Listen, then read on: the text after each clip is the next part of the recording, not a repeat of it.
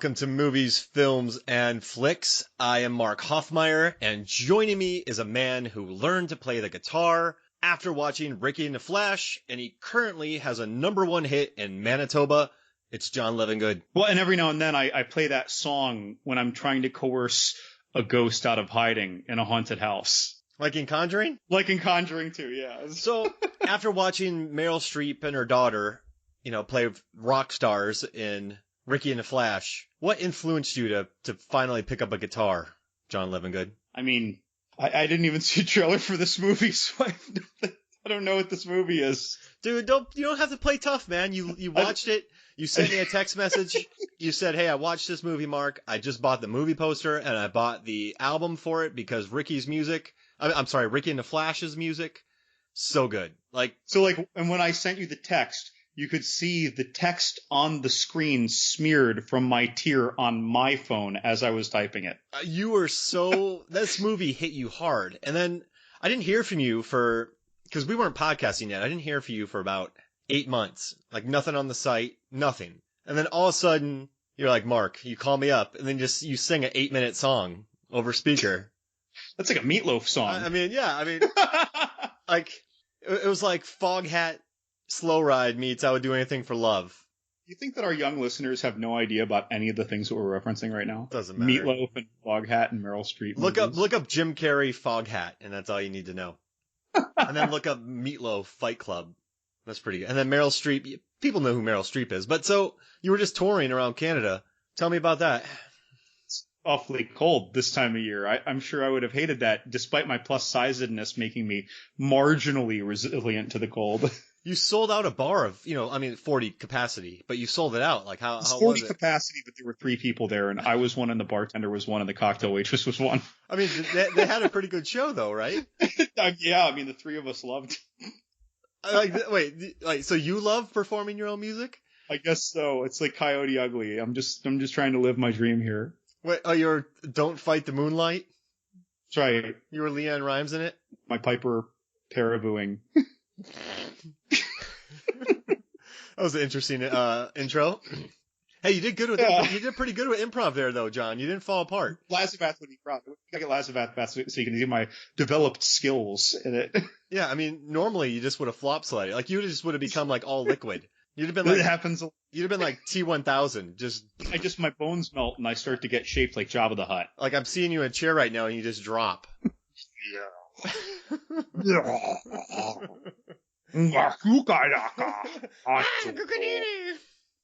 Wait, that was Salacious Crumb. It was up to it's gripping the ceiling. That was like our episode 2 or 4 when we first started talking about Salacious Crumb. I feel like we talked about that little critter for many episodes in our first couple dozen episodes, and then he kind of just disappeared in our memories. We got to keep it fresh. We don't want to force Salacious Crumb. That's right. All right, so in the words of John Lazavath, I think we have some listener questions. Yeah. Our first question comes from Charlie B. Murphy from Twitter. That's at Charlie EY B. Murphy, no E. And Charlie B. Murphy asks, what's the ideal number of deaths in office horror? And I want to add that Charlie put office horror as a hashtag, which actually changed my thought process in answering the question. So for me, the way I'm looking at this question, 2 people need to walk out of the building. 2. So if there's 8 people, then it just has to be 6, right? You mean in the beginning they walk out alive, or they're the last survivors? Last survivors. So it always... Really? I feel like... So it's like 80 people, 78 need to die. Okay. 14 people, 12 people need to die. Okay. Or you could leave it ambiguous, like in The Descent, where she stabs Juno in the leg, and then she runs out, and you're like, hey, what happened? So it's like, my first inclination was to view this as like a movie where a bunch of people die, like a slasher movie. It's like, I don't know, anywhere from 8 to 20 people will die, right? Just like I think of it as a Jason movie. It could be 8, could be 20, maybe 5. And then the lower the number is, obviously the more attention that the feature death scenes characters get before they are stalked down and killed, or maybe the kills are more drawn out and gruesome, right? But then I thought, like, hashtag office horror. Are we making office horror a subgenre? I think it's a niche right now going on, right? It's a quasi genre. Yeah, quasi genre. It is a genre overtone. Like there was P2, but that was a office building's parking structure. Right. So that was actually kind of where I started thinking. And only like, one person walked out of that. But I So don't in a like it. I don't like it if both of them walked out. in a movie like that, though, you can have only like 3 to 5 people die. It's because usually there's like the target, the point of fixation of the killer, and everyone else just happens to become obstacles for him get like a the pizza cop, delivery friend, guy, yeah. a pizza delivery guy, which that sounds kind of funny, the haphazardness of that.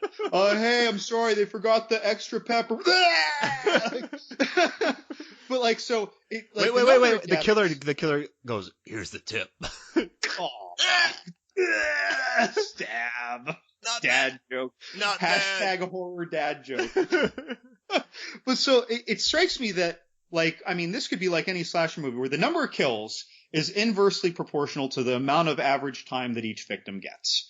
So, okay. And if it's office horror, it actually makes me feel like there should be more attention on the victims to bring out that office culture, the office sociology, the little ecosystem that is that office, the people who chat at the, the water thing or the coffee room. Like, I don't know. I feel like those little dynamics get targeted. So maybe you have, I don't know. I feel like that alters your victims. It can't just be a flat out slasher where 8 random kids who are doing drugs die, or where 8 random accountants die. If you're calling it hashtag office horror. Does that make sense? I just think 2 people need to walk out. And one of them's limping. That's interesting because in one of our movies that we're going to discuss, only one person walks out. Yeah. Oh, spoilers. Spoilers. Well, the whole podcast is a spoiler. Spoilers. After we finish listener questions, it's all spoilers, folks. And the movies are in the title, so yeah, spoilers. Right. So you know that we're going to spoil Mayhem and Belko. I would have liked Belko if 2 people walked out. So can I actually take this listener question? Because that's bucking the trend. Because they're like, only one person can walk out, and they're like, no, 2 of us are walking out. And then they're like, it's gonna only be 1. They're like, no, we're doing 2. And then 2 come out, and then they crush people, and they're like, yeah, we're victorious. Like they defeated the man.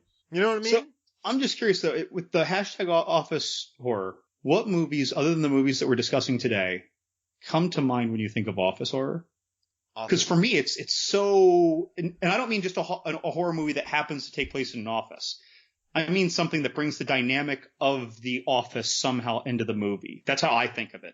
And I don't really think of anything. I didn't research this, but nothing really came to mind other than the 2 movies that we are discussing today. Yeah, I mean, I would have researched that horror. Well, I mean, I'm sure there are some. It's just like I really can't come up with them, and I have a feeling that most of the things that we could come up with are going to be more almost crime murder thrillers than slasher horror.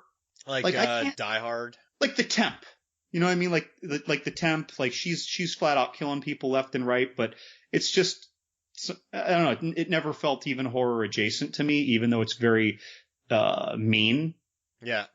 Like, I don't know. I feel like this could become something that is emulated. These 2 movies that came out sort of close together. Like, I can't help but to think that over the next few years, we're going to start seeing more office horror come out as people are influenced by these 2 films. I don't know. I guess there could be influence, but they didn't really do too well. Oh, Compliance. Oh, that one. Oh, Suspiria. Aliens in a Workplace? Wreck? No. Sorry, I'm going out. Like, oh, she's working House of the Devil.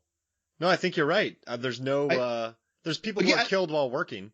I'm sure there are a few. They're probably more obscure, or maybe we're just not thinking of it, but I just thought that could be an interesting thing to explore in the future. Because even when I was thinking of my answers to this, we spend a lot of time, folks, thinking about our discussions, and it gives us a lot of time for movies to pop in our head that are similar to or that remind us of. It didn't happen for me with these 2. They just remind me, a little bit of each other. So what's your answer? I don't. Well, to my own question, that was my tangent. I don't know. I think that these 2 are going to be, even if there were others, I think these 2 will be the seminal founders of the office horror subgenre should it happen. I have a question for you. You ready? Oh, I'm braced. All right, 80 people in I clenched my butt. Oh goodness. 80 people in an office, right? Okay. At the end of the movie, 4 people walk out. Stupid. It sort of sounds like too many. You know, that sounds more like if they do that. Because that's where the tension gets good, is when the they, 4 people start killing each If you other. have 4 people come out alive, I feel like so that the movie isn't too dividing our attention to following a lot of individual people's trajectories in the movie. I feel like there has to be a lot of paired up or teamwork or crossing over. And when 4 people survive, it almost strikes me that they're teaming up against most everyone else. And then it has the zombie movie dynamic, which is fine. But that's the model that I see that adopting to make that work. It's like them versus the crazy mob. Oh, so like I don't know if I'm right. That's just what came to mind. It's just But I just if everyone's turning on each other and it's Lord of the Flies, I just want 2 people. That's it. I don't want 4. You don't need to add Charles and Deborah. If there's 2 though, at least one of them has to be the one that you absolutely would not have expected. Yeah. Or one person just hides the whole time and it actually works. Like the little old lady who was physically the least adept. Yeah, she fell asleep somewhere. Right, yeah. Something like that. And in the beginning, everyone just assumed that they got her because they saw her legs sticking out from behind a desk and there were all this killing going on in the room, and it's just that no one noticed her and she was asleep and she has bad hearing. Yeah, and then she walks out at the end. Right, yeah, I think that would be like a fun, and they could be referencing almost like mean jokes about why she died first, and then like all those people making those jokes die, and then it turns out that she survived it. Oh God, where's our assistant producer? If anyone's listening, is anyone listening? We are assistant producers on so many future movies in the next decade. Yep, give us those credits. Give us the credits. I mean, there's a lot of good stuff to be mined in these, like Die Hard, The Raid, Dread, which is pretty much The Raid, but it's still different. Right. I think it's just once you're locked in a place, I think that's a very good, ripe area to have a horror film. And it keeps the budget down. Sure, absolutely. I feel a lot of movies sort of do that. I don't know if they revolve around that, like or at least they have, set piece scenes built around it, like in Resident Evil crap. I think it was like part 6. Wait, Resident Evil crap? Is that like the No, like it was my crap pause. Like Resident Evil 6, I think, had them in this skyscraper. Yeah. And they were at the top of it, and the zombies were like just totally enveloping it. It was almost like they had siege engine war machines coming forward. Yeah, and they were jumping off the roof, right? Yeah, big flying dragon shit. Yeah, like it. So, I mean, but I feel like that was a 20-minute scene. Like it was a big thing. And so a lot of movies adopt that. I don't know that a lot of movies revolve around it. Would you consider Night of the Living Dead to have that model? Yeah. Okay. Like, because, like. It's like a siege thriller. Hashtag siege thrillers. I think Assault on Precinct 13 started that. Oh, like yeah. The term came up. It was around before that, but siege, that's been around for a while. I wish I could take a credit for that, but I can't. Well, no, that's not an office building, Assault on Precinct 13. That's like in a precinct. With offices. Yeah. But it's not an office building. Jeez, we're going down a rabbit hole here, man. So, thank you, Charlie B. Murphy, for your question. We hope that you are thoroughly confused by our answers to 5 questions that you didn't ask, and perhaps an answer to the question you did. I gotta be honest, Levingood, you confused me. So I think that's a credit to this. I just kept saying 2. 2 people. Like, it's like the first time in high school math when you're introduced to the value of I. No, can't exist. Wait, what do you mean? Yeah. What do you mean sometimes why? Wait, when? All right, so we got that question done. Let's jump into the meat and potatoes of this podcast. Yeah, let's jump into the bacon and eggs. Let's jump into the cheddar and sausage. Cool. First movie, we're going to be discussing Mayhem, the more recent of the 2 releases. You didn't catch what I was doing. I was trying to make you hungry. I was trying to make me hungry? I was going to keep going. I was going to the yogurt and granola. To our regular listeners who have heard me being heckled when I was absent and it was Mark and John Lazabath, I believe they stipulate that I am always hungry, so joke's on you, Mark. I already was. I just made myself hungry. I'm always hungry. You're like the Hulk. The hungry Hulk. Dude, that guy, when he hits like a McDonald's value menu, does he just order like, I'll have 500 McChickens and 500 McDoubles. I don't think he would order. I just think he would walk in. I think he wouldn't order. I mean, not enough of those things are already made. He's just going to the freezer and eating all the raw patties. That's right.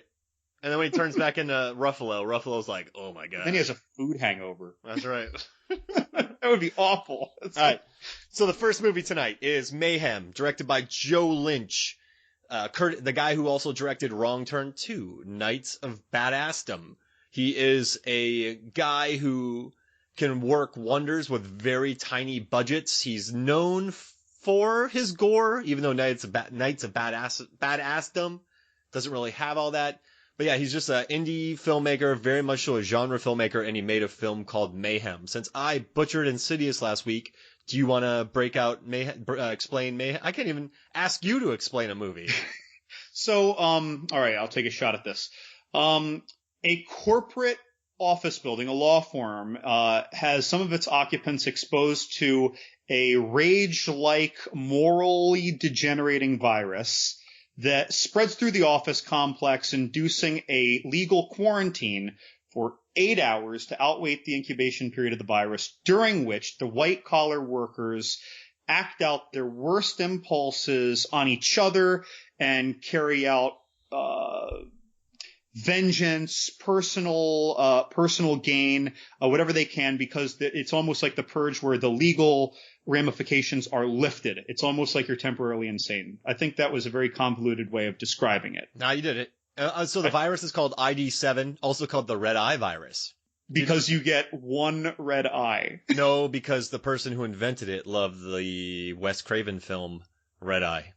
Did you notice that while just about everyone infected had one red eye, no one had two? And it wasn't the same red eye? You know how much that would cost in CGI?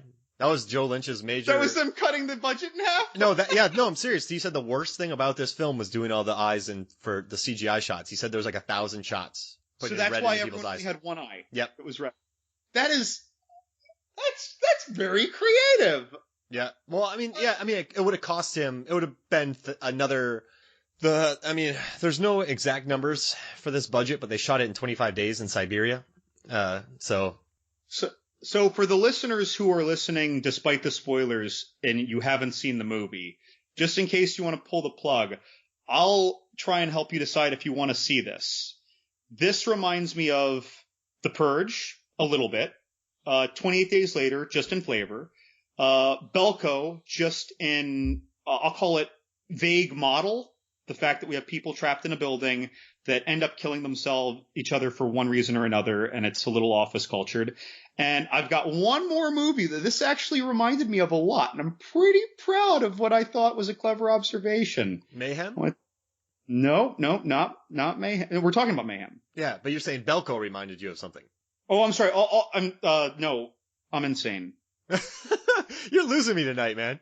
I'm insane. No, I'm insane. Hey, wait, but this reminded me of 28 Days Later, The Purge, and Belko. Gotcha. I have a quick question. In execution. Whenever we've talked about Belko, I've never heard you compare it to other movies. But when I hear you talk about Mayhem, even in your review for Mayhem, you compared it to 3 movies in the title. Well, I compare Belko to 2 movies in my review, and I'm adding a third today. Oh, okay, cool. So we're equaling it out.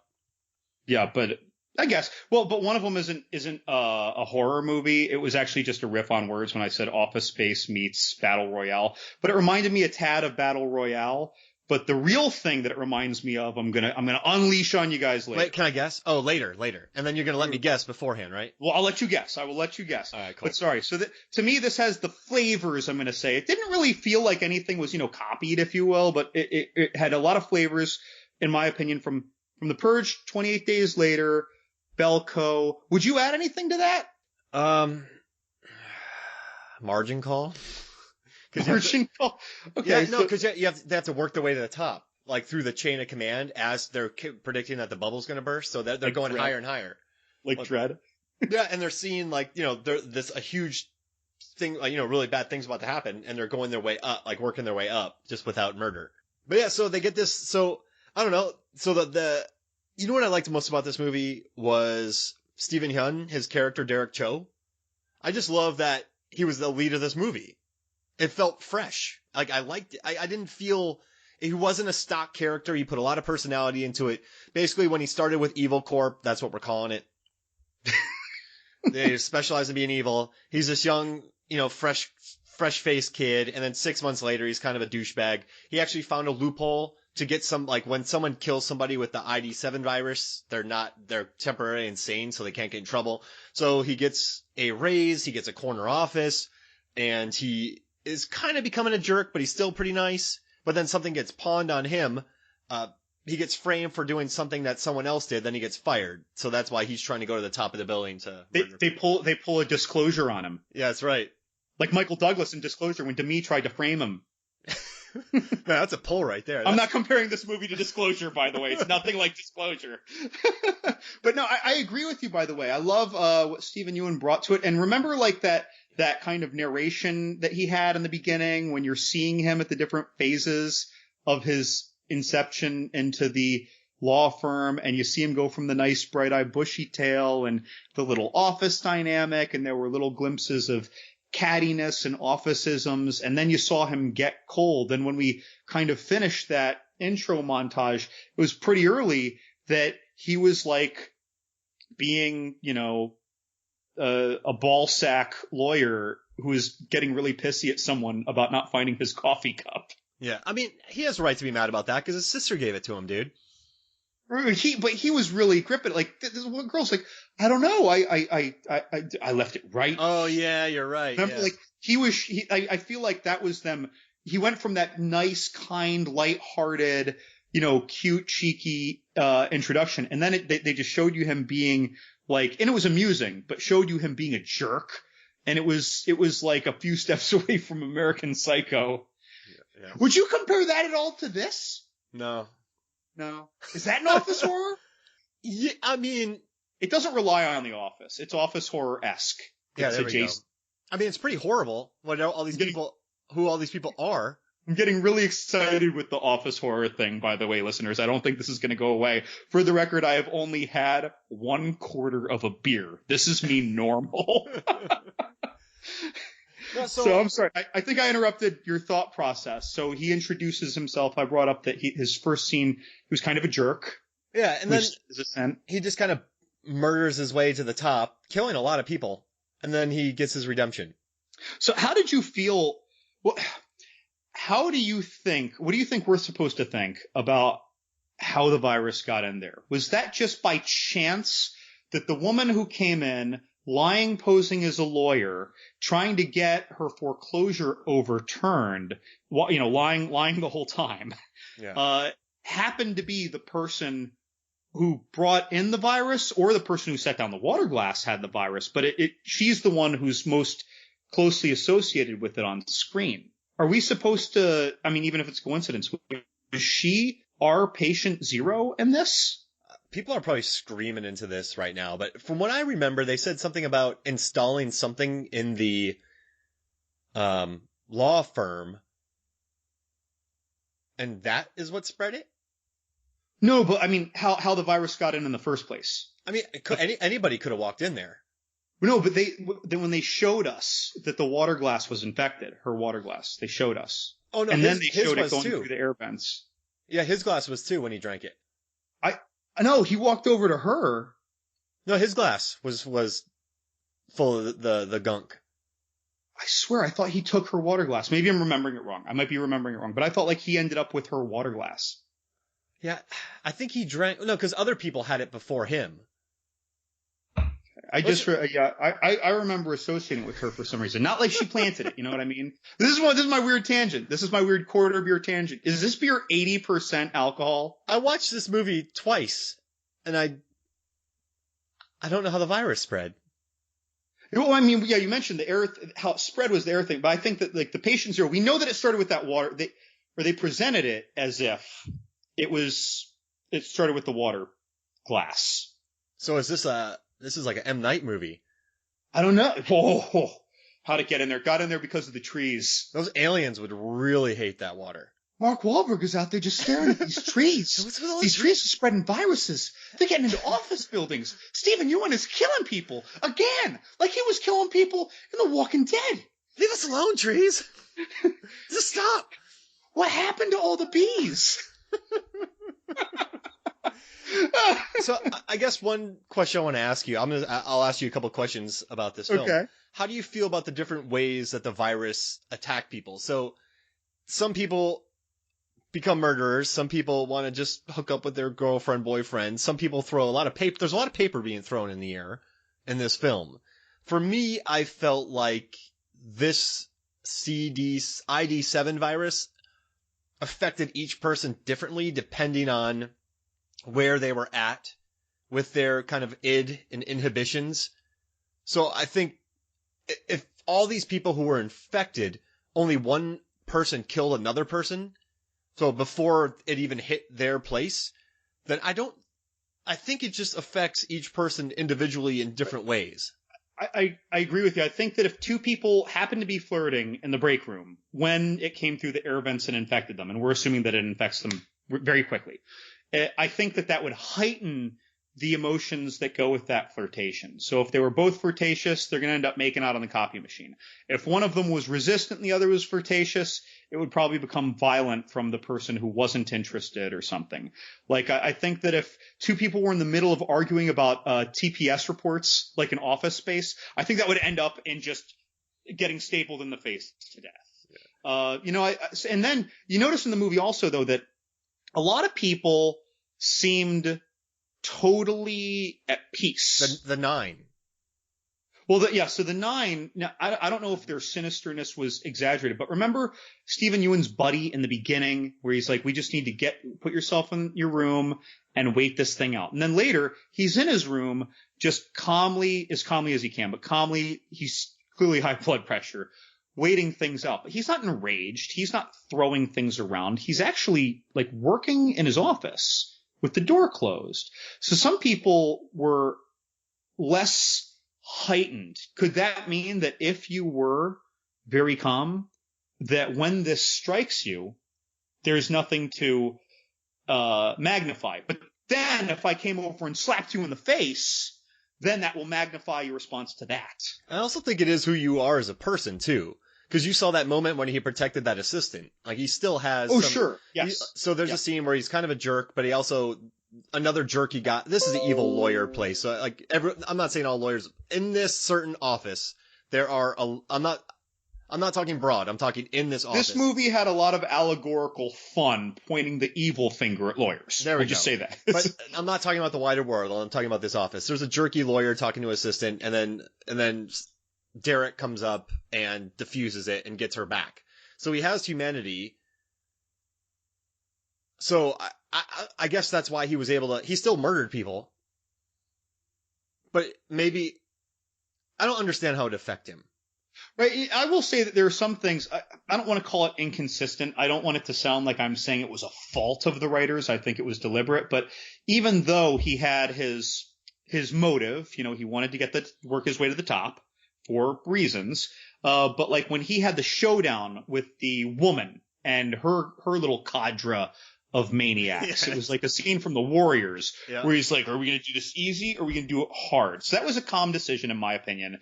And then though, when he charges them into battle with Samara and her Samara Weaving and her drill gun. Melanie Cross.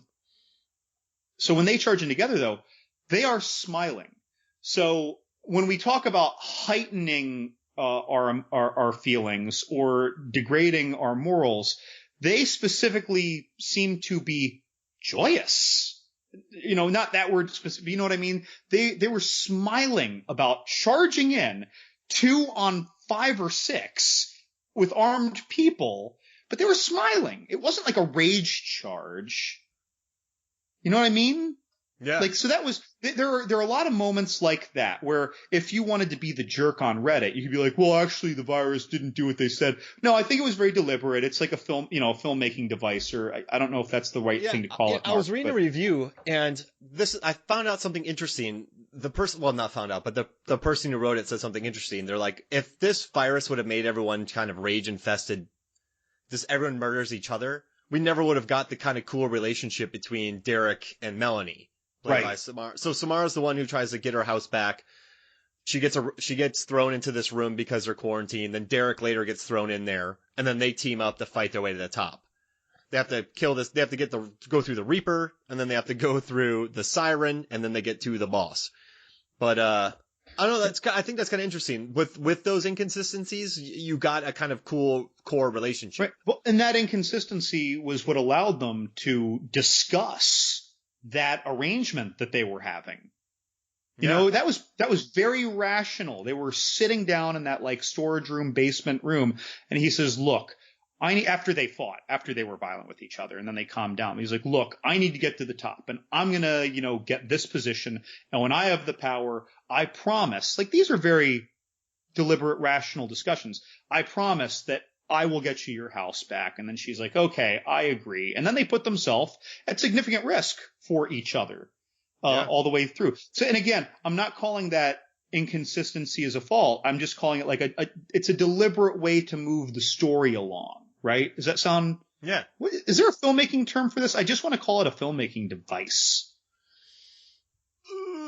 I mean, you introduce a pairing of people, one who doesn't know about the company and the other one who does. So then she asks all the questions and he can explain everything to her. Yeah, we need to have some exposition. Like, remember on the show Vikings? I love that show Vikings. In the first season, they captured a priest and they brought the priest back with them. So he's this fish out of water and he's the fresh face seeing what's going on. So all of his questions, they answer. So it's a good way to get so I think that's a good way of it. I also think it's a nice way of kind of, having a duo work together. It's almost like a buddy massacre movie. Yeah. It's interesting too, is like I pointed out that whatever device. And I thought that sometimes when I write a review, I go share it around social media and Twitter, et cetera. And quite a lot of people tend to chime in. And, I was surprised that when I asked what people thought about it, or I was just, trying to prompt people into interest, like, yo, Mayhem or Belko, or what'd you think of Mayhem? And when people chime in, I didn't hear any specifically negative things. The most I thought that, we'd get, super critics saying, well, the virus was this, that, and the other. Instead, the most negative thing that I heard, or read, I should say, was basically to the tune of, yeah, it was a perfectly enjoyable movie, but it didn't strike me as anything special. Like, that was the meanest thing I heard. And everyone else was pretty positive. No one seemed to not enjoy watching it, even if they never want to watch it again. Like, I kind of felt like I feel like this movie is getting a rather undivisive social media vibe, and I feel like that's not very common for a minor release. Like, even Raw has people on, "Oh, I thought it was boring, I hated it. Oh, I thought it was like the best, artwork, anything. It was this obscure analogy for a world." Like, people were totally on other ends of the spectrum. I think, for this, it seems very calm and friendly and amicable. People wanted more. I read a few people say that they wanted more gore. So there's a lot of violence, but there's not a lot of gore. And I was actually fine with that. Because just on two things, gore is very expensive and it takes a lot of time and he didn't have. So if he would have shot this movie in the States, he only could have paid for maybe, he said one company told him 9 days and another one told him 15. So he had to go, to another continent and they gave him 25 on the dime to shoot. You know what else? I like that this didn't, like, this was, I'm going to say this is very, very violent. I think nowadays people are used to very violent, also meaning brutal, but no, this was very, very violent. And this was, in my opinion, hardly brutal by today's standards, right? And then Belko, which we'll discuss later, was very violent, but just mean, right? So, but if he were to have done more brutality, it would have brought more direct comparison to a movie that had come out recently before it. And no matter what the reason was for the similarity, I think that would have worked against the movie. I think that people would have thought it was trying to be something else. And instead, it is something else, which I think is good. And it was cheekier. I mean, there is a scene. So they team up. Derek and Melanie team up. They defeat this guy called the Reaper, who is the HR guy. They go up another floor and then they battle the Siren and her gang of oddly face-painted in a Warriors-like showdown. Yeah, in a cubicle area. And actually, what's kind of cool is Melanie takes off her high heels. So I thought that was like very un-Jurassic World of her. I thought that was really cool. Right. Unlike Bryce Dallas Howard sprinting. And I really bought Steven wiping those people out. But I don't know what this says about me, but my favorite shot of the movie is a scene where Melanie has another, one of the combatants, one of the warriors on the ground, and she is just whapping her with a hammer. But you don't see the woman. You just see her like you don't see anybody getting hit. You just see probably 8 solid, like the way she was doing it was like, I was like, hey, this is really violent, but they aren't showing any, but it was a cool looking shot though. But it was, if you moved that camera 6 inches, it would have turned into gratuitous brutality. It's one of those shots. The first time I watched it, in my head, I was like, man, that was brutal. Like in my head, I almost remembered her being able to see the hammer hit. But then the second time, I'm like, oh, I just built it up in my head. I mean, part of that's budget too. Sure. But no, I thought that fight was pretty cool, cool, man. And I do think though, before they go into the battle, Derek and Melanie are asking each other like, hey, what are your top live bands? And that is from Green Room. Now I know this script for Mayhem has been around for a very long time. When Joe Lynch was working in an office building, he was doing a 9 to 5, and that's when he first heard about the script. So it's been around for a while, but they ripped off my movie Green Room with like favorite bands. But there's a good monologue about Dave Matthews, which is kind of cool. But then it just leads into a pretty solid action scene for what it's worth. Yeah? I enjoyed them. Yeah, I thought it was appropriately dynamic or exciting, if you will, right? Like, I like those smiles when they run into battle. They keep the tone, again, less mean, even though it's very violent. It was more like this was the breezy, very violent movie. Yeah, and you know what's interesting is Joe Lynch was talking about the actors, and he said Steven's very proactive and Samara's very reactive. So he really pushed a lot of the dialogue, and she was great at reacting to it. And he said that's a compliment to both of them. So I think they kind of worked well together. They weren't two reactive actors together. I don't know. I think the main thing I took out of this movie, it was just nice to watch two relatively fresh faces engage in carnage. It just felt refreshing to me. I agree. I bought this blind on your suggestion. Well, you didn't suggest I buy it, but you suggested we discuss it, and I just thought, well, whatever, I'm going to buy it. And for a blind buy, I'm pretty pleased with myself. I have a question in horror movies, right?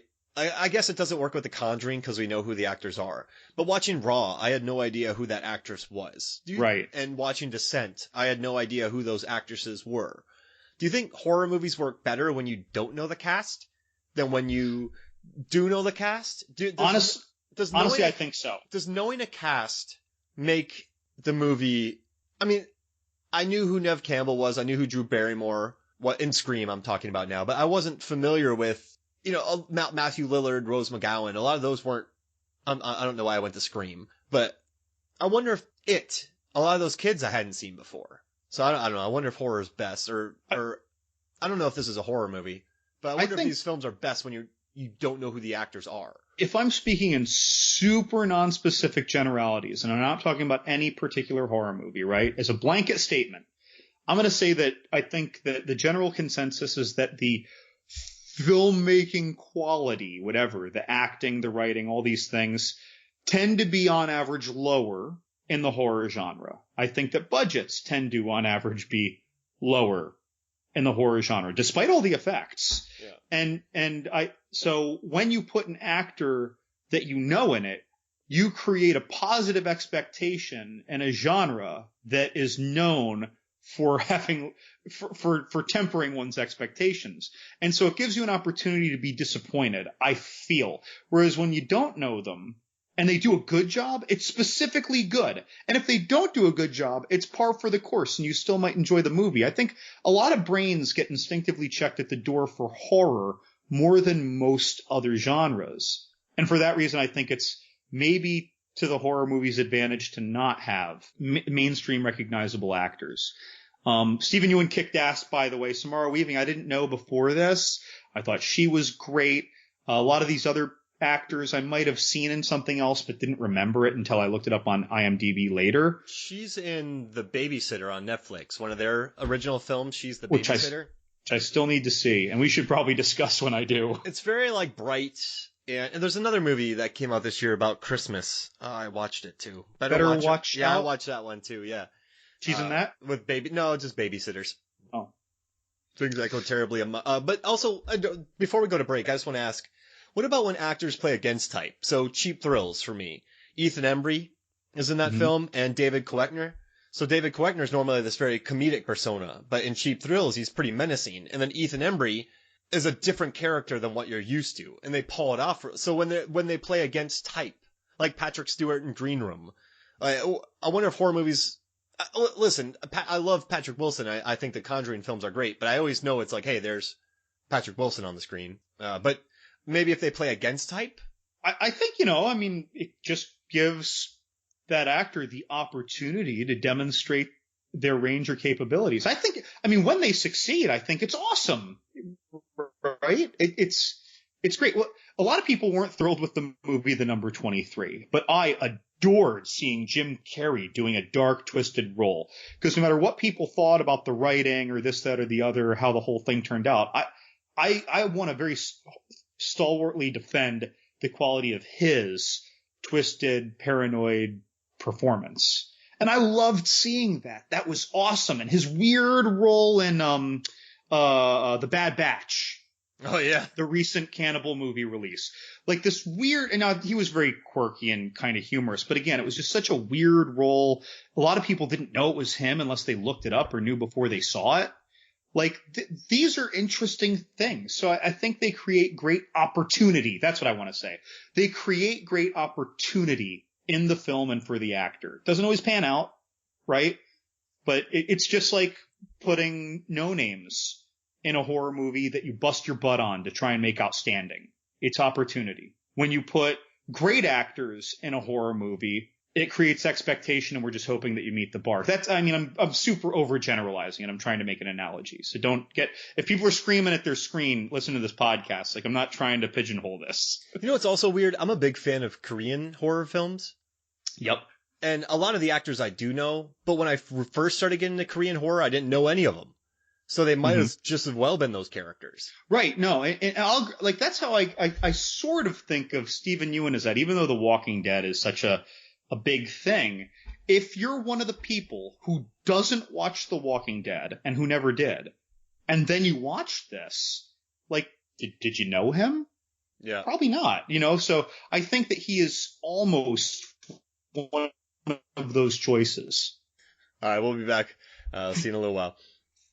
Welcome back to Movies, Films, and Flicks. Not movies, flicks, and films. Wait, now it sounds like you might be heckling somebody, Mark. Who are we poking at? Yeah, on the Crash Palace, the Last Knock podcast, homeboy, Billy Crash. Billy Crash.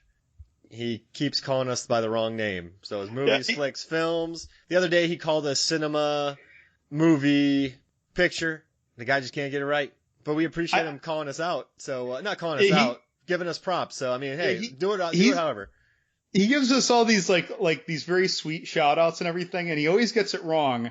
And in the last episode where they were talking about, unfortunately, the horror icons that we lost in the last year, on their most recent episode, he got it wrong. He said, movies, flicks, and film. I screwed it up, and I'm reading it right now. And the other guy, Johnny Numb, is like, I knew you were going to do that. I knew it. You always do. Now, the good thing is that if he just said, hey, thanks to movies, film, and flicks, and thanks to this, like, he messed our name up, and that gave us more time. Right. We got extra. And at the end, they always end up correcting it after he skerfuffles it a few times. That's right. So, I mean, hey, keep messing it up. That means we get more promo time. And then we'll talk about you, and you get more airtime when we talk about you getting us more airtime. So, guys, just if you're wanting to listen to a great podcast, listen to Smash Palace, and it is called The Fast Door. No, I thought it was Palace Crashed. Yeah, Palace Crashed. The Big Knock. The knocking plane crash. The First Knock. Ooh, does that star Richard Gere? Yes, it does. That does sound like a night. Richard Gere in First Knock. The Last Crash. It's got Elise fighting demons to save people from a plane crash. The Last Crash? Last Crash. That's a Steven Seagal movie. Oh, sorry, Billy and Johnny. What? No, in the 90s? Oh, 90s. Okay, 90s Steven Seagal is bomb, but now he's bombastically Huge. This is the last crash. With The Steven last Seagal. crash. Well, Crash Palace, thank you for your shout outs. All right, Smash Place. We appreciate the Smash Place podcast. You guys are pretty good. And they have two names, which is extra confusing because it's like the Last Knock podcast, but Crash Palace Productions. Jeez Louise. I know. Knock it off, guys. Just figure out one. figure out one name and stick with it. Okay. All right. So we're gonna talk about some Belko. That was a good rhyme, huh? The Belko experiment. So when I first saw Belko, I jestingly called it Office Space meets Battle Royale, right? Yeah. And then when I watched it a second time, now that I'm getting the right movie, as we're discussing, I noticed some things, just some writing trends, some plot points that really reminded me of another movie. Mark, do you want to guess? I got 3. 3 guesses. Okay. Ricky and the Flash. No, but it's a good guess. All right, I got 1. I got Kramer versus Kramer. Also no. Hashtag office something. The River Wild. That might be the closest. We're just sticking with Meryl Streep here. The Post. Lots and lots of Meryl Streep. Out of Africa. The Mist. Stephen King's The Mist. There were a lot of things that happened in this movie during the sociological breakdown that really stick with me and make me think of The Mist. And I'm going to bring it up in our discussion, but it seems out of left field, but I think I've got some good analogies for it. All right. So as we get into it, do you want to introduce Belko? The Mist. The Mist. Okay. So The Mist stars Thomas Jane. Thomas Jane was in The Punisher with John Travolta. John Travolta was with Nick Cage in Face Off, right? And Nick Cage has been with everybody. And then Nick Cage was with Holly Hunter in Raising Arizona. Holly Hunter was with Ray Romano in The Big Sick. Okay. Ray Romano was with Gene Hackman in Welcome to Mooseport. Okay. Gene Hackman was with Keanu Reeves in The Replacements. He was. Keanu Reeves was with Anthony Hopkins in Bram Stoker's Dracula. I feel like we're going the wrong direction now. Anthony Hopkins was in The Wolfman with Emily Blunt. Emily Blunt was in Charlie Wilson's War with Tom Hanks. Tom Hanks was in The Post with Meryl Streep. Oh, we got it. 48 Degrees of Kevin Bacon. No idea where you were going with that. I had it earlier, but I was like, I'm going to keep going. This feels right. You're a lunatic. Oh, man. All right, so you want me to break down Belko experiment, John? I'm sorry, I lost you for a second. You want me to break down the Belko experiment? Yeah. Give it a summary. All right, so we first came across this movie. John, they actually reached out to you to watch this, did they not? The people? Yeah, that's true. I'm not going to say a little PR firm, but a PR firm hired by Fox Home Entertainment reached out to me because the movie apparently didn't get the box office attention that they expected. It made 11 million worldwide. Right. And so and it's interesting what the person said to me, the PR person.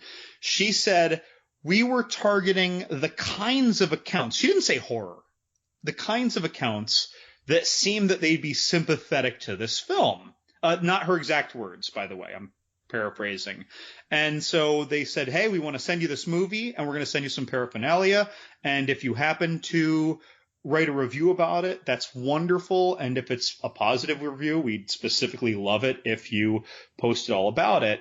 And we're going to send you some fun little things. They sent me Post-its and notepads that said the Belko experiment. They sent me pens. They sent me like a set of stationery that would last me my first month in a corporate environment. And so I took a couple pictures of it and shared it around. Maybe I'll share it with this post. But it was really nice of them. And I got the Blu-ray for free. Regardless of what I did with it. So that was very kind. I was very flattered. I guess, we've made a decent name for ourselves over the years. That's right. You're what they call to send me this stuff. You're what they call an influencer. Oh, I'm an influencer. That's right. You know, there was a pretty mean, well, he started out nice, but there are some mean influencers in this movie. Oh, yeah. So the Belko experiment takes place in Colombia, and 80 employees are locked inside a building. We're talking locked. Steel walls that you can't even, you take a, what's the word? You take Blowtorch? a blowtorch to, and it doesn't even make the metal hot. They're locked in. They get this thing, hey, some people need to die, or these people die. So basically what it is 80 people are locked in a building. There's a voice from outside, like from inside, telling them what to do. There's cameras everywhere. Everyone's being spied on. And it's basically, you have to kill 2 people or 20 people die. You have to kill 10 people or 30 people die. And it's very reminiscent of Battle Royale. There's a lot of Kingsman in there. There's Lord of the Flies. There's Cabin in the Woods. I mean, there's the mist. Yeah, I don't want to it definitely still stands on its own. It was directed by Greg McLean, who did Wolf Creek, and he also did Rogue. And then that makes so much more sense about the meanness of this movie. I didn't know that. Yeah, and how straightforward it is, because both those films are both very straightforward. I love Rogue, giant crocodile film, very straightforward. But the problem was, it was written by James Gunn, who wrote Slither, Super, and these independent films called Guardians of the Galaxy. James Gunn, if you've only familiar with his films, his Guardians of the Galaxy films, if you watch Super, if you watch Slither, they're nasty little things. I mean, they're good, and they walk a tightrope, and there's good dialogue, good characters, but they're nasty little things. I mean, they're mean. So this script actually came about, he had a dream. He woke up, wrote the script in 4 days. He got the green light to direct it. However, he didn't want to do it because he was going through a divorce, and he didn't want to kill all these people in Colombia while he was going through a divorce. So it's been sitting on the shelves for a long time. And so because of his recent success, they're like, hey, we'll give you $5 million. But James Gunn was like, I get to do whatever I want. So they're like, okay. So he handpicked Greg McLean. He handpicked his cast. And they all went to Colombia, and the whole cast just got wasted every night while the director did storyboards. Because he was really stressed out about it, because he's like, I only have 30 to 35 days to shoot this film with a lot of gore and a lot of actors. But yeah, that's Belko Experiment. But yeah, the movie is just basically 80 people murdering each other. And then there's some alphas that step up. There's some, there's some people who want to kill. There's some people who don't want to kill. There's some people who get killed. A guy gets his head smashed with a hammer. It's mean. A guy gets his head smashed with a hammer. A guy gets his head repeatedly smashed is actually the word I'm going to use, with an axe. A guy gets his head smashed in with a heavy tape dispenser. There's a lot of head smashing in this. And that is mean. And by the way, that was kind of my response. I really enjoyed this movie, but it was mean. Like, when I smiled at this, it's because I'm a sicko who loves brutal movies. But I realized that a lot of people are watching this and they're just like, whoa. See, I hate brutality for brutality's sake. I'm going to go back to, there's a lot of other movies made that have been brutal, but I'm going to go back to I Saw the Devil and Thirst and that Chaser, these Korean films, which are very brutal. By the end of it, you just need a nap, you need to cry, you need to go watch some Wipeout, which they canceled years ago. I don't know why I mentioned that. You need to go watch some Seinfeld. Is Wipeout Super Extreme Elimination Challenge? Is that what you're talking about? No, they did an American version of it where it was fun, but it's stupid and brainless. You need to just turn off. But the thing is, there's a lot of art behind these films. They're very well made. They're well acted. They take you into insanity, but it almost makes sense. They're like these beautiful artistic visions created by auteurs. So I think when there are films that are brutal, I'm going to go along for the ride because I think there's a madness behind the method. I think the brutality is just part of the film, which was meant to be.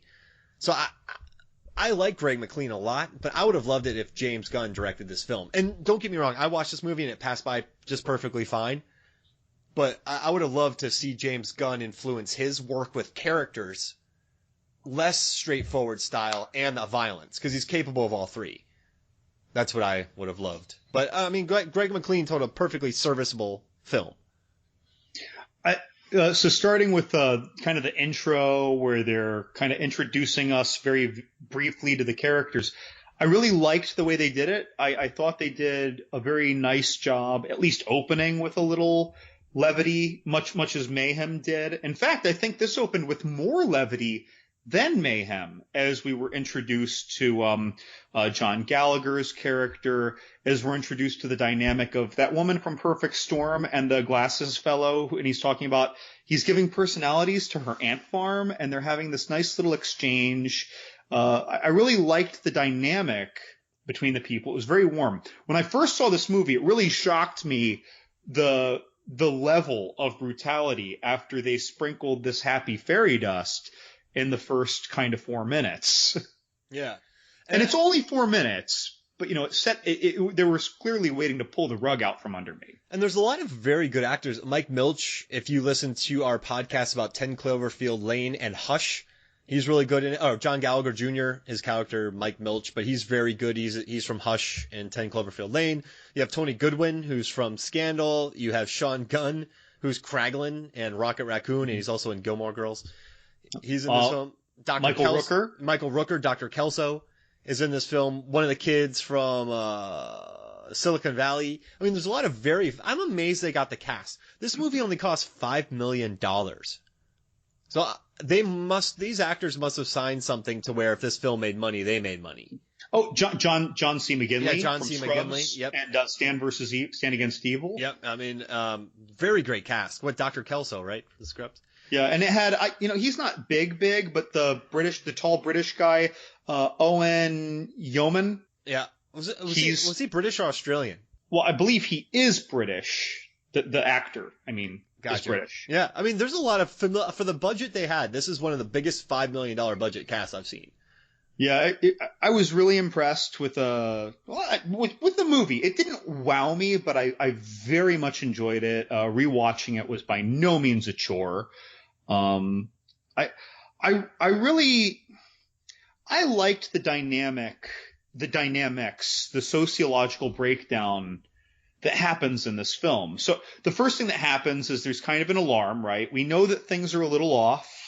They mentioned that a lot of people didn't show up today to work and that there were different guards than normal outside, different armed guards, because there are a lot of kidnappings in Colombia. And this company specializes in resourcing American employees to international companies. And this company is mostly Americans anyway, and not in America. It's in Colombia. So it was an interesting little overlay. And there's kind of this alarm. And we hear the announcement that you mentioned earlier, and it said that, in 2 minutes, I think it was, if 2 people are not killed, then, 4 people will die, right? Ish.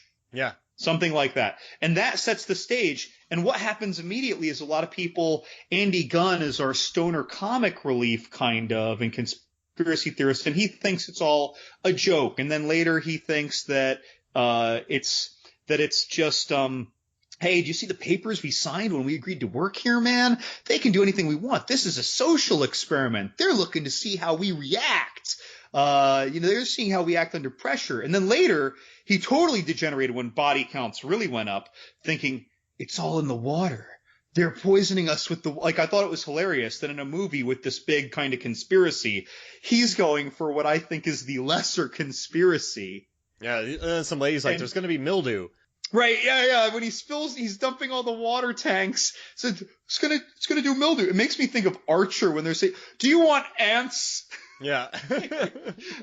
I love those little tidbits. Andy Gunn was especially humorous in this, but so that was like his little trajectory, and all of our characters have their own trajectory, or at least their category of trajectory. Did you, before I keep going with my line of thought, does this make you think of anything specific that you liked or didn't like, kind of about the paths that the characters take when kind of the frag grenade of reactions goes off? Like, we have Tony Goldwyn.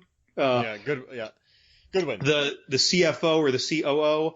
And he's like, look, let's all remain calm. We don't know what this is yet. I'm going to get on making some phone calls and get back to everyone. Hey, Frank, I'm making up a name.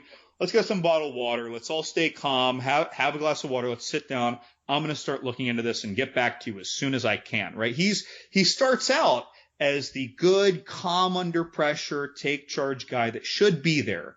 And he takes a big hard turn that wasn't unpredictable. And other people are panicking and some people are reacting like, what do we do? Should we just start killing each other? Like, I liked, it didn't feel staged. I couldn't see things being staged. Instead, I just felt it and experienced it. I like that. I like the execution a lot in this. Gotcha. I 100%. I didn't care about any of the characters. Oh, because I John Gallagher. He just looked hungover every day. I just think, which he was, and supposedly from what I heard from the directors, not from him. But I knew it was all going to go to hell in a handbasket. I knew some of these people were going to turn. I knew a lot of these people were fodder. I knew people were going to get murdered. I don't think they set up. I don't think I cared about any of the characters. I didn't gasp. That doesn't mean. I think that's what this movie was, though, right? Just to kind of bring some people in and bring a whole bunch of gore. I think so. Yeah, they didn't do much to cue us to overly sympathize with any one person. I think I can see that. And then you watch other James Gunn movies, Slither, Super, Guardians of the Galaxy. You can pick many of the characters out just off the top of your head. Like they're very fully fleshed out. So I definitely think his style was missing from this. Mm-hmm. But also they only had 35 days to shoot, so that's not much time with that kind of cast. So how did you feel about the people who kind of became the bad guys in this movie? I knew it. I knew who was going to do it. Because they set up John C. McGinley early because he's being a jerk. They made him a weird creeper. You know, Tony Goodwin's like the alpha guy. You know, he's going to do that. You know, and all of his stooges around him are going to do that. So I knew exactly who was going to turn. And I don't even think I saw a preview for this movie. I really haven't. I haven't watched really any press on this film. So I don't know. I just knew who was. There's the underdogs. There's kind of like Mayhem. You have the 9, the bosses, and then you have the people working their way up. And here, this was more about the lower level people fighting the upper level folks. Right. In the upper level baddies were more direct. They were more involved. They were proactive instead of defensive. Yeah, they were proactive instead of reactive. So like Tony Goldwyn, who we find out is ex-Special Forces, not that it becomes a big deal in the movie, but like he's talking about like, you know, we shouldn't resort to this, or maybe we need to consider all options. Someone's like, oh, not all of us are trained killers, dude. And then he kind of becomes the bad guy. And while I'll agree, like they didn't do a lot to make us sympathize with any of the characters, to make us particularly like any of them, but I still liked the flavor that was injected, because when he went bad, there was a scene, probably an hour in easily, where he was doing, the announcement was 30 people need to die. It was something like that in the next X number of hours. And he lines people up with his cadre of baddies. And he is going to do like a summary execution like Pablo Escobar. Yeah, like, people over 60, people without kids. Right. He has his methods, and yeah, it's almost like the no women, no kids, or no women, or no elderly and no people who have kids. So when he does it though, his face, and I really remember this, he was like wincing and angry at the same time. And it's like he did not want to do this, but he followed through. And the next shot, he followed through. He asked him to turn on music. He yells, make it louder. He doesn't want to hear people begging for their lives. He winces. He turns his head just a little away, but he keeps his eye on the ball, shoots the next person in the head. He hates what he's doing, but he has totally convinced himself that he, in italics, air quotes, needs to do this for his family. He's given himself a purpose. And I don't know. I like that. But then at the same time, he seems tyrannical when the tall British guy, Owen Yeoman, questions his actions, and he just, without a pause, says, "Don't you ever undermine me again." And he said it like he'd kill him without a thought. So it's almost like he was nom-shocking to me. Yeah. The deeper he got. I like what you said about Tony, his reaction to killing all those people, the way he did it, but I don't know on what planet people would like that scene. Like, no. Well, I appreciate it. I don't know it's not like I enjoy what happened. Yeah. And I thought it was interesting too that the dynamic of the bads, there was Tony Goldwyn, the head bad, right? There were two guys who were no names before the dynamic was developed. Yeah. And they're just like his complete lackeys that do whatever he says. The big bearded guy and some other guy. Michael Rooker, he struck me as the everyman who is just frightened and looking for leadership. And if you are a persuasive leader, he will just follow you. He won't listen to reason if reason is scary. He will listen to you if you are absolute in what you say will happen. If you follow me, you will live. And then he just became a zealot. And this is one of the dynamics, by the way, followed by the summary execution, which reminded me so much of The Mist. With Marcia Gay Hayden in The Mist, when she kind of became this weird little cult leader in that grocery store. And she had people who were scared and doubters who then saw what she predicted happen, saw the bad things happen, and then they just followed her blindly. And when she picked someone to be sacrificed, the military guy who played the vampire in the American version of Human Being, Yeah. when she just called that he be sacrificed for speaking against her, the people were just like, yes, get him. Like they just followed her. To me, that was Michael Rooker was that mob mentality to Tony Goldwyn's leadership. Like he just followed it blindly and was the most enthusiastic about Michael Rooker? these- Michael Rooker got killed. Yeah. He got brained. He got brained before any of the murder happened. What am I thinking of? Who am I thinking of? You're then? thinking I'm of totally- John C. McGinley. Oh, I'm sorry. You're right. John C. McGinley. Yeah, I'm Michael insane. Michael Goodwin and then John C. McGinley. That's right. Rooker died earlier. I'm like, did I fall asleep during this I'm sorry. movie? Forget me. But yeah, so John C. McGinley. But he was also our sociopath in the beginning. Yeah. If you will, like the weird creeper sociopath. But again, the way he followed it, he didn't question anything. He just did. Yeah. The Mist, though, builds to something. And it builds to something absolutely devastating. This movie kind of builds to a meh.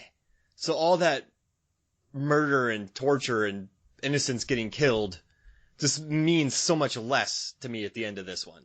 Well, it depends on the other things that you choose to see. I saw the security guard in Belko to be, in a way, also that soldier who was sacrificed to Marcia Gay Hayden. I'm talking Because about the ending in the car. Oh, I'm not talking. No, I'm not talking about No, that. but it Sorry. builds. I'm sorry. I No. thought you meant that Belko doesn't build. No, Mist builds to something really heartbreaking. Oh, you're I mean, accurate. tragic. This Accurate. movie builds to something that you and I talked for a half hour the other day about how many computer screens. Right. So, I don't know. I don't know. I mean, I felt like though they gave us like John Gallagher was the closest thing that I could find to a purely good character in this. So he was our goodness. I thought the security guard was kind of like the moral line because he was the first to take action and not just words to disagree with Tony Goldwyn. And when he died to Tony, he also physically resisted Tony Goldwyn first.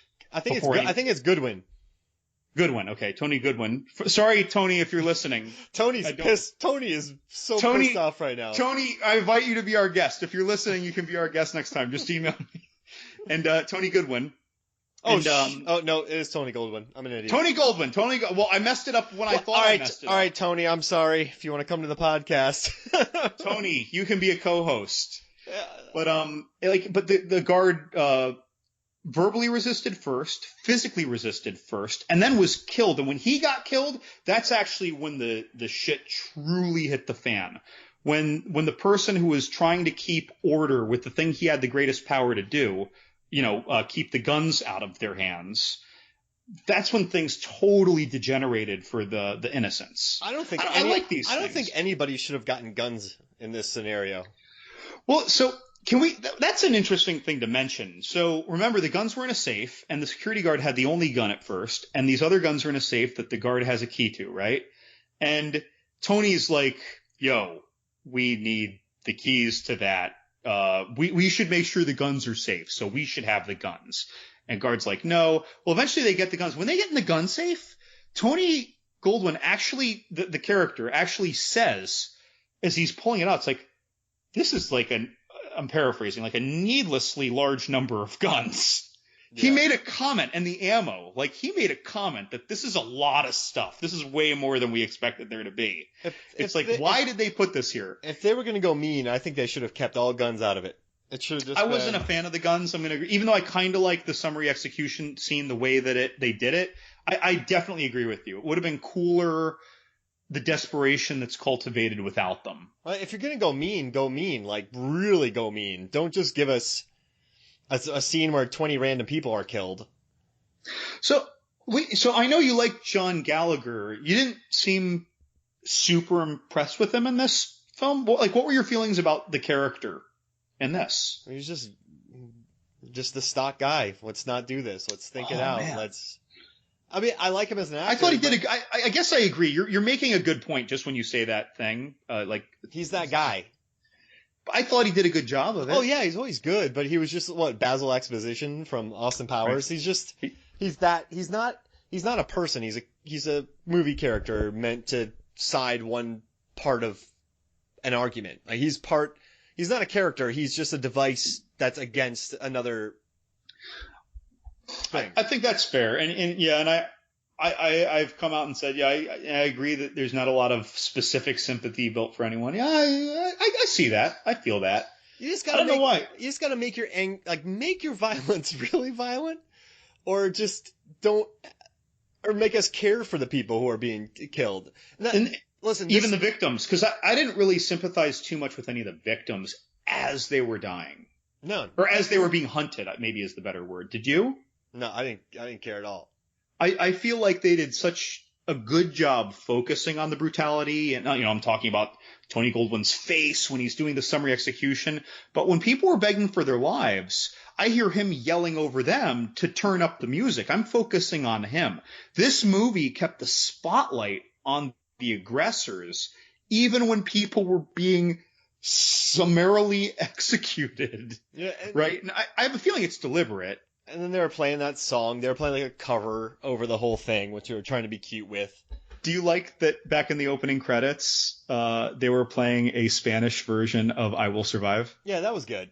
But that was good. But just during the killing, like the music, turn the music up, and I don't know. I think this movie cost $5 million and it worked really well. And I think it looks good. But I just wish James Gunn would have made this film. I think it would have been. And I wish I'm very happy that Greg McLean got a major movie. I think he's a very good, straightforward director. And if you watch Wolf Creek 2, that's one of the meanest.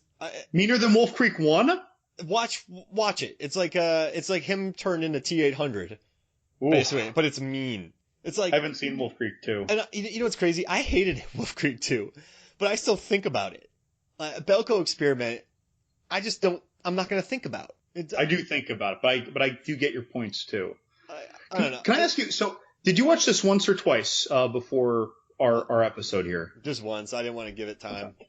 So now that you've seen it, is this a movie that you will probably never directly choose to watch again? Yeah, I won't watch it again. Like you wouldn't pick this. Like you wouldn't be flipping through the stations or see it on Netflix and watch it again. So I would. I'm that guy. But I'd probably need to be cued, like the next time a movie superficially following our office horror theme, if you will, comes out, I might watch this again, especially if we were going to discuss it. But like I might watch this again kind of thematically, but I probably wouldn't. Or if someone was in the house and they're like, oh, I love these actors and I never saw Belko, I might say like, oh, I have it. But I probably wouldn't just like pick it on a Sunday afternoon to throw on like I do hundreds of movies a year and watch by myself. I probably wouldn't do that, even though I really appreciated it. But it's not going to make me go feel good. It won't be playing during. But see, the problem. This sounds weird, and maybe I'm being like one of those stupid Last Jedi fans that are like, it wasn't what I expected. I hate it. But we love The Last Jedi, by the way, people. Don't yell at your screens. No, and if you are a Last Jedi fan who were expecting something different and you got angry, I get it too. Like that's your Star Wars, you grew up with it. I get both sides.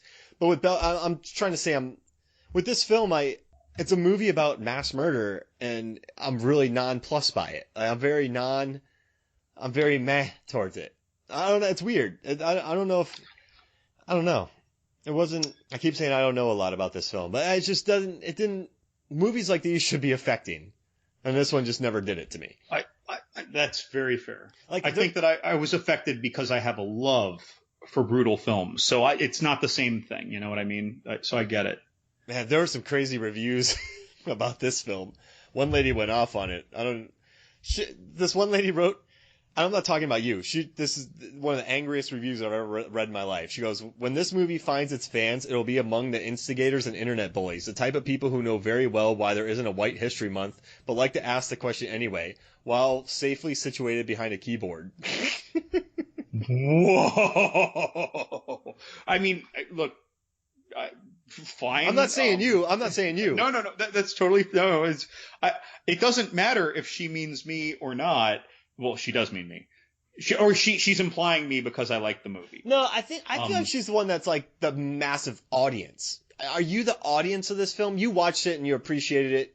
They sent it to you, and you appreciate that because of horror. You're not appreciating it because you're like, yeah, bro. Oh yeah, overpopulation is a problem anyway. Shoot them. Yeah. I mean, you just appreciate the horror aspects of it. It's like, oh yeah, let's see how they behave. Oh, they're killing each other. I don't know why I'm using what could be inferred as an accent from somewhere. I'm just trying to sound like an asshole. I don't know what I'm doing. You should just like sound like a really nice guy. Oh man, this is great. I love all this murder. You know, the person who's really calm who says that is the person with human organs in their freezer. Yeah, there we go. Wait, I'm sorry. If you're a listener and you feel that, please keep listening. I didn't mean it. And if you do have human organs in your freezer, keep listening anyway. We're not. I heard sweetbreads are delicious. Keep those organs. We don't condone it. But if you already have them, make a stew. Just don't do any more. All right, so at the end, right?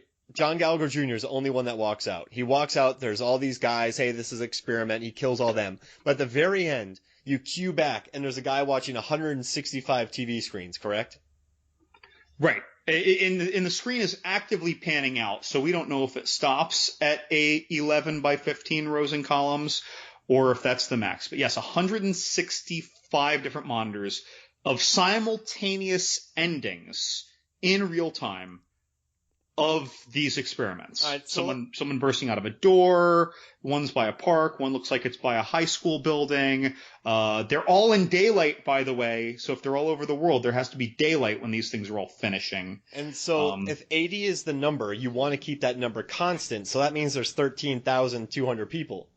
It's a lot of poor souls which that means there's day. Which means there's 165 buildings, which cost at least $10 million because of all the metal and fortifications. It's a lot of money. So you're having about 13,000 people dead. How are you going to hide that? You know, I'm not trying to get into history or sound like I know anything about history, but when we talk about the most tragic days ever based on human lives lost, would that rank as the worst single day? Yeah. That's a lot. I mean, I don't know any full disclosure. I know nothing. Like, I don't know anything about the worst days of any of the world wars or anything like that. But that strikes me as an awful lot of life lost. I mean, well, I guess bombs were dropped. And you can't just be like 165 gas mains blew up. I mean, maybe when bombs were dropped in war, like you know, nuclear bombs, maybe that does exceed that. I have no idea. Yeah. How are they going to? Who's this company? That's a lot of. I mean, this company is like some future umbrella corp, like silly, stupid rich. You said Thanos. Right. We were discussing this the other day for a really long time on the phone. And yeah, it was my suggestion that for someone to pull all this off and all the cover up involved, it would not just take mega cajillions of dollars when all is said and done. All the cover up, all the prep, all the salaries, all the payouts, the contractors. All paying like everything. You could track where that metal got bought. But I mean, you would legit need magic to cover all this up. Like, I think you need a big purple chinned dude who has Infinity Stone knuckles on his gauntlet. That's what I think it takes to pull. I don't think Doctor Strange alone could do it. If you give Doctor Strange like a third of the money of the world, I don't think he could really pull off all the logistical problems. He's just one magical dude. Thanos, though, maybe he's got all those stones that he's amassing. He's a bad guy. But, I mean, when you really think about all this happening at the same time and all the prep, like these people, some of these people were just working there that day, like their first day, one of them was showing up. Other people were there for, I think, a couple years. Yeah.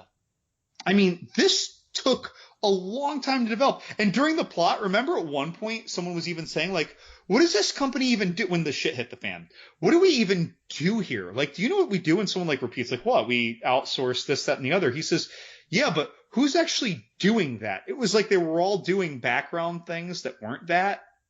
Yeah. And I have a feeling, by the way, that the implication was that all those people, maybe this is just my fun nonsense theory, but that all the people and all these Belko companies are recruiting people to be in the next Belko experiment, to work for the companies that don't yet exist, to build the next Belko experiment.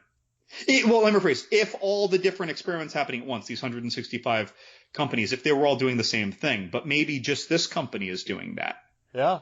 Because they make the point of off American soil. Oh yeah, and they do. So they're hiring the people that are going to these buildings. They hire. That's what I think that they're doing, or at least for the international ones, if there are any domestic ones. But again, like when you really. So I paused on that last scene that had all those screens. Mark and I talked, and it's like it really opens a ridiculous rabbit hole of theoretical conjecture about what's going on in this social experiment, which is what it was. This was a social experiment to weigh people's reactions.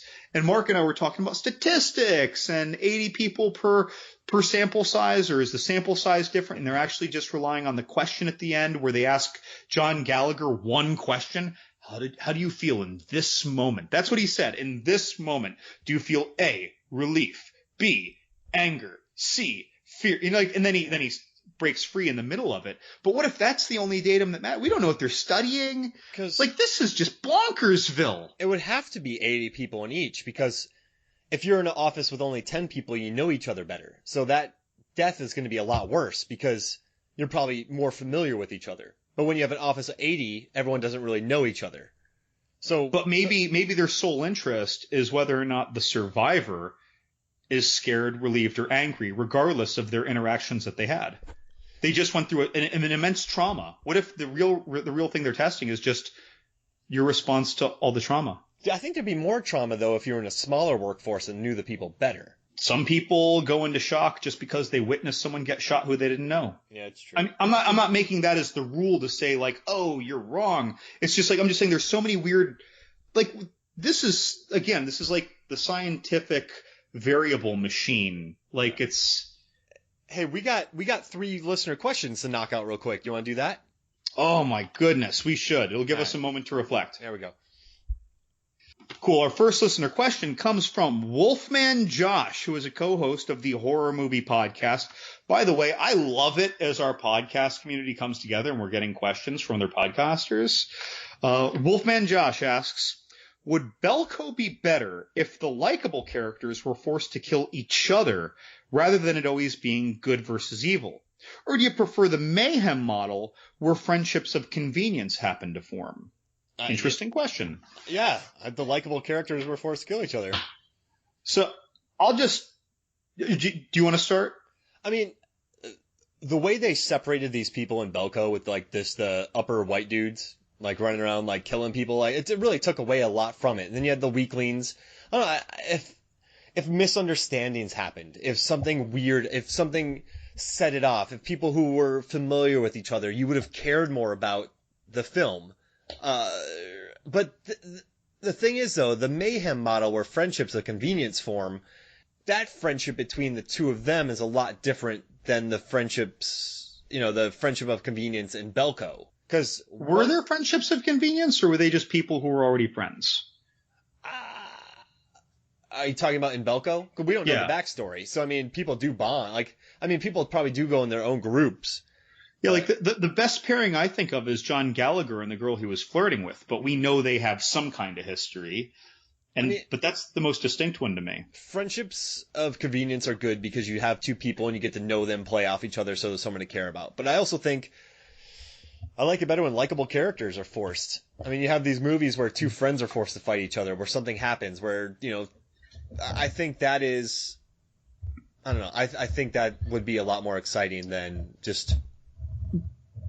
Yeah, and I guess, I guess this is the throwaway answer, but it's like, it depends on the execution by the filmmakers on screen. Yeah. I mean, because you're talking about how in Belko we happen to not really get involved with any of the characters sympathetically, but that's because they didn't give us the information, the exposition to do it. Had they done it, that simply would have been there, and it could have changed our dynamic, weighing this. And if you give us a friendship of convenience that isn't properly developed and that alters as the story progresses, then that's kind of a fail. It's like I don't really have a favorite. I guess I don't have a favorite. I don't want to have a favorite because I liked that these movies were different in that respect. All right, well, how about this? I just don't want good versus evil. I want some three-dimensionality in there. Put some gray in there. I think that's fair. Like, most of the people who were bad, pretty much everyone who was bad in Belko either gave us no inklings of specific good before, or, we totally bought them going evil. Yeah. It's,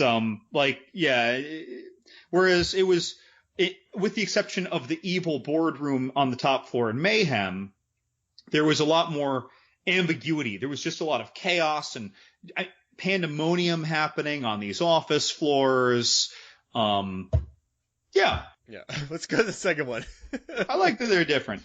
So our second question comes from the Beyond the Void podcast, and they ask, which main protagonist is the smarter protagonist to survive this situation and why? So I'm assuming they mean John Gallagher versus Stephen Ewan. Well, they both live, but I'm going with Derek because he takes the fight to people.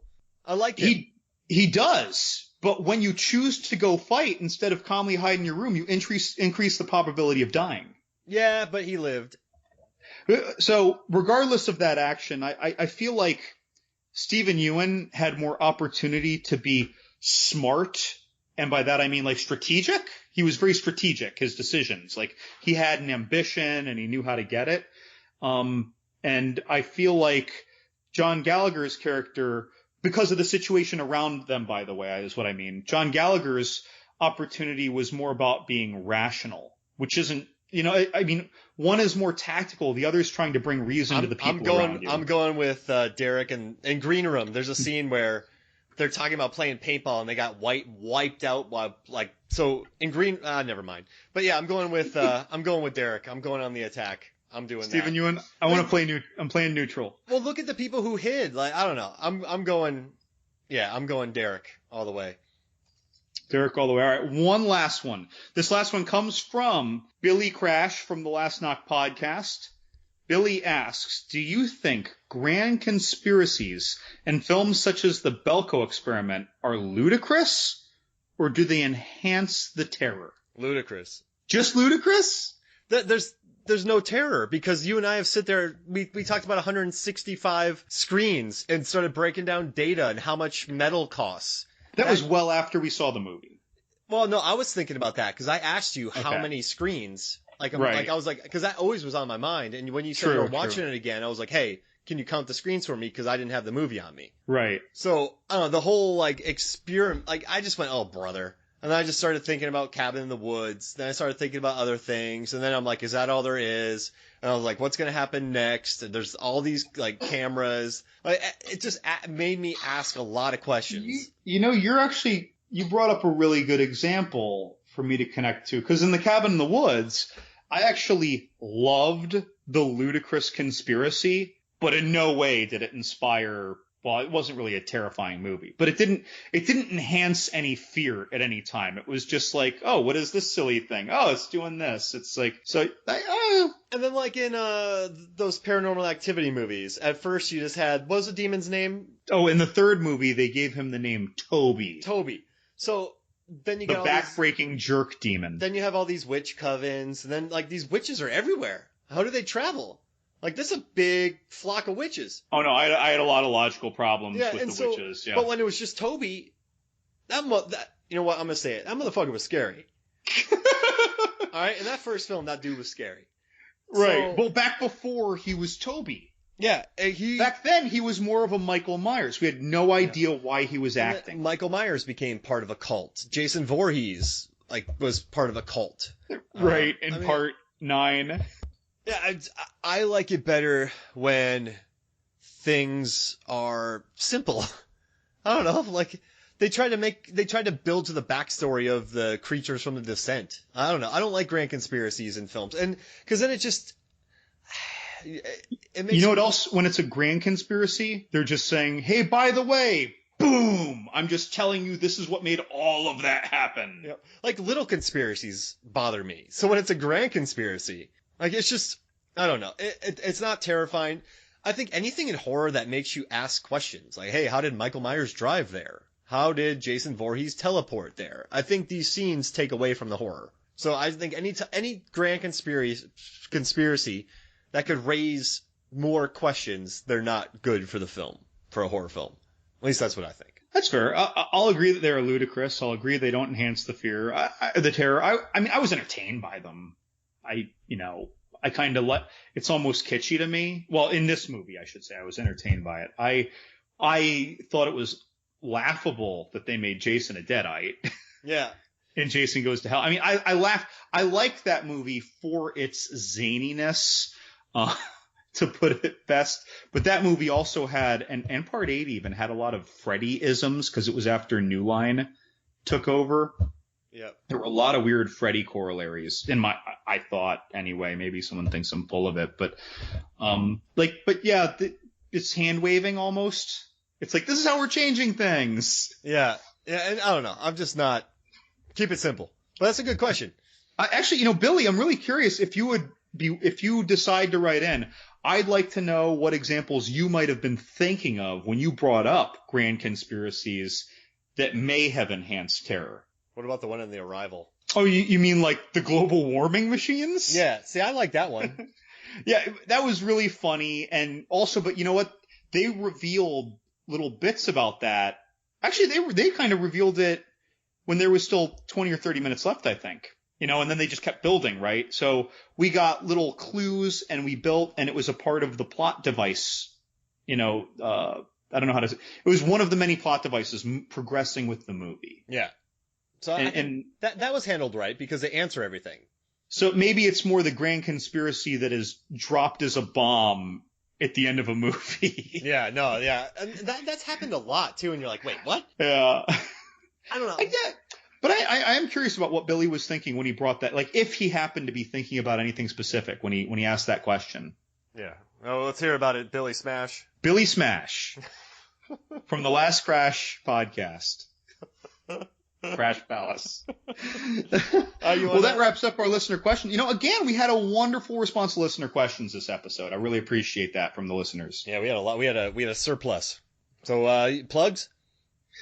Plugs, huh? Well, I mean, this is going to be really random, but I was listening to this horror movie night podcast recently, and I'm really just plugging them because I really appreciated what they did.